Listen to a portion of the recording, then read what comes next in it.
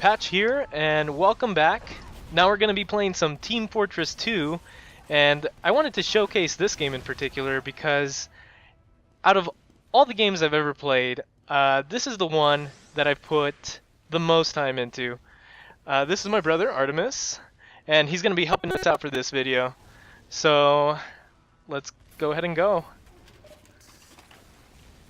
So, one thing I wanted to mention about this game, and it's very similar to like how Hearthstone is built. It's the same game philosophy. That's a spy. I'm gonna hit him with the bat. It's built around the concept of mostly just having fun. Honestly, any set of weapons is viable, and right now I've purposely selected the worst possible weapons. If you look at my loadout, the Force of Nature isn't too bad. But it only has 2 shots per clip compared to the stock weapon, which actually has 6. The Mad Milk is just milk I throw in to my opponent, and I replace that for a pistol, which doesn't make a lot of sense. And the Boston Basher, where if I miss my opponent, I actually just hit myself and start bleeding. Either way, with enough experience and patience, you're actually able to make your sets effective. So I just dodged that missile there. Right now we're playing on Nucleus. It's a King of the Hill map. All we have to do is capture the center point and not allow for our opponent to capture it for a longer period of time. You'll notice on the top of the HUD that there are 2 timers, each consisting of 3 minutes, and that basically means, okay, that's an enemy spy. Oh, he was gonna stair stab me. There are some very fancy maneuvers you can pull in this game, given enough practice, like any first-person shooter, really. But most of it is just focused around goofiness, honestly.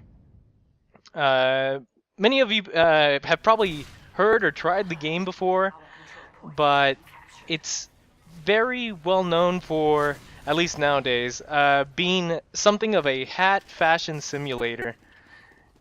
And don't get me wrong, I agree with that, but it's they're community built items, so they actually go back and benefit the players as well. I think just recently I read an article that said that Valve actually gave out $400,000 to its community item creators. So it's amazing. People have actually been able to make substantial paychecks just by making virtual items. And that one fact in itself is mind-blowing. I think just for me personally though, I've enjoyed TF2 very much because there's never been that focus on winning. A round ends, win or lose, you still have a lot of fun playing. But most of the time you'll always experience something new and the shenanigans that go around you, so that's why it's managed to consistently see, here we have our poor sniper fell in the Call of Duty. Here you go.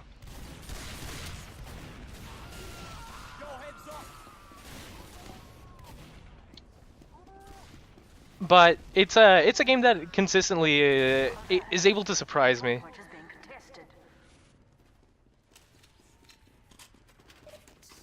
And also keep in mind that I'm showing only a very small fraction of the game. There are other modes, including payload, where 2 players have to push a cart to each other's goal. There's an attacking team and a defending team. And there's also capture points, which is like an extended version of King of the Hill. And there's also standard... There's also custom-made modes such as Freak Fortress, wherever a player is selected to play as a special boss character. A lot of shenanigans can happen. There's even a WarioWare-inspired mini-game server. Actually, there's a handful of them. So it's amazing how viable modding is in a PC game that can completely just change like the initial intention of the developer. It's really amazing when the players are given the ability to express themselves with a toolkit developed by by the developers, because it allows for a really healthy and positive relationship between player and developer, and it encourages more players to join. I think as of now, uh, TF2 is number 4 on the list of most played games on Steam, averaging about 50 to 60,000 players a day. So it's obviously doing something right. So I think we're just going to play one more round here and change up, play a different character, also something ridiculous. So we have as our primary weapon the Beggar's Bazooka. It allows me to load missiles, load rockets into it, and then fire them out all at the same time. Thank you. The laser gun, which can actually penetrate opponents, and sometimes if it's coupled with critical damage, can just evaporate a character in a single hit. And finally, the equalizer, which lets me attack for more damage with lower health. So it's a risk-reward type weapon. And as you see, the red health bar indicator right there in the on the right side was showing that my opponent only had like 10 of his health, so I wasn't able to get the kill on him. A little disappointing, but not too bad. For anyone who is new to this game, oh, there we go. We just got a ridiculous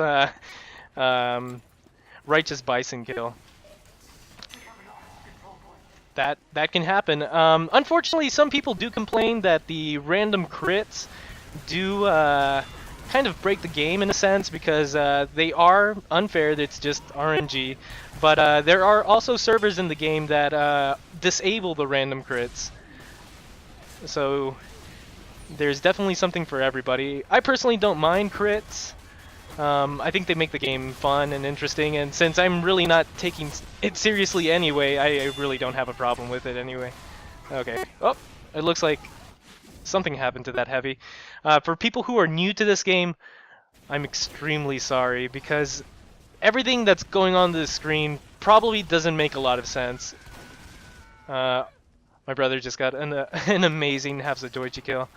It's a weapon that if you get a kill, you're able to restore your health completely, but if you pull it out, you cannot put it back or switch with another weapon in your inventory until you get a kill with it.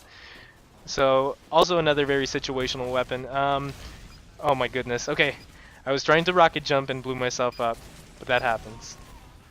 Rest in pieces.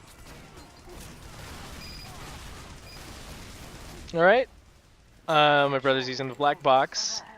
It's a missile launcher that gives you health back. It does a little bit less damage in comparison, but it can still be effective if you don't have a medic, a pocket medic to heal you constantly. You can play more aggressively, or oh, there you go, another crit. So I can see how people would be frustrated from seeing crits often. Oh, and it's a scout rush. So I think a lot of people are changing to Scout. Scout is indeed the fastest class in this game. Coupled with the power of the scattergun, it can be a very fearsome opponent. And now Artemis has gone to a Pyro, a very swagged out Pyro.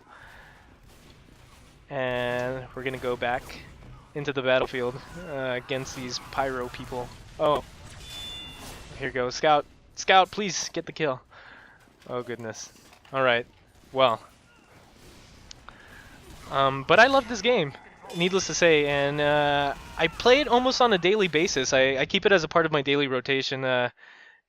Currently playing Hearthstone, playing a little bit of Team Fortress 2, and DayZ every once in a while, which I'm thinking about putting a video up on that as well.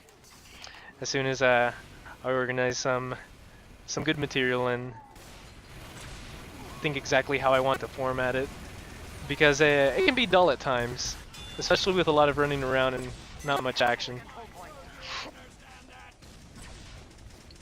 But I will definitely feature that in the future. Okay, so it looks like we have the point captured. We have another 1 minute and 40 seconds, I'm sorry. And we just put down a mini sentry, which is a very trolly weapon, especially on a King of the Hill map where a very specific point is having to be capped. Okay, it looks like I got the assist from that. It's unfortunate though. The mini sentry, obviously, when it's not attacking you, it's fantastic. But when it's attacking, when it is on the enemy team side, can be extremely frustrating. Buildings do have their own health. The engineer class is the only one that can spawn them, but they can be intensely annoying, and it usually takes some good rocket hits or oh goodness. All right, a lot of stuff going on right now, and I'm actually yeah okay. I sense that. I sense that happening. It was either that or go for the chocolate bars. Typically, the chocolate bars aren't the health packs in the game, but during Halloween or the Scream Fortress event, as they like to call it, they like to change out very basic things in the game layout. And I think this guy's a spy. He's been staying here way too long. Either that or he's just okay. Yeah, see, I was right. When your opponents start acting goofy, they're probably a spy. And he tried. The spy has the ability to cloak, but if you get fire damage on him, you can actually see him through the afterburn. Okay, so here we are trying to cap the point again. A scout on the head. I'm just missing every shot possible. Oh, and it looks like if we don't cap now, the game might be over. Okay, we're back in it. And let's see what happens. That guy just got a fish kill. Oh my goodness. And if that was an enemy heavy, I would have crapped my pants. Okay, here's a medic, a battle medic, and I think that's a... Nope, that's a friendly spy. So now we have to defend the point for a little over 30 minutes, and hopefully we can do that, because now they just need to cap for at least 3 seconds to win the game.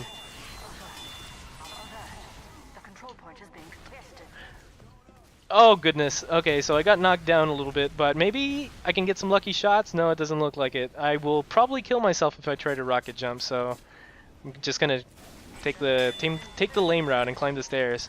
Alright, we evaporated an opponent. I can still save this match? No, it doesn't look like it. Not with a not with a combat medic. Alright.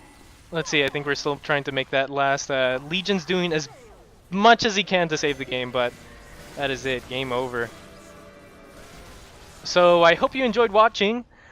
Definitely try out TF2 if you've never tried it before. It can be very intimidating because of all the goofy weapon loadouts and unusual hat effects and all that nonsense.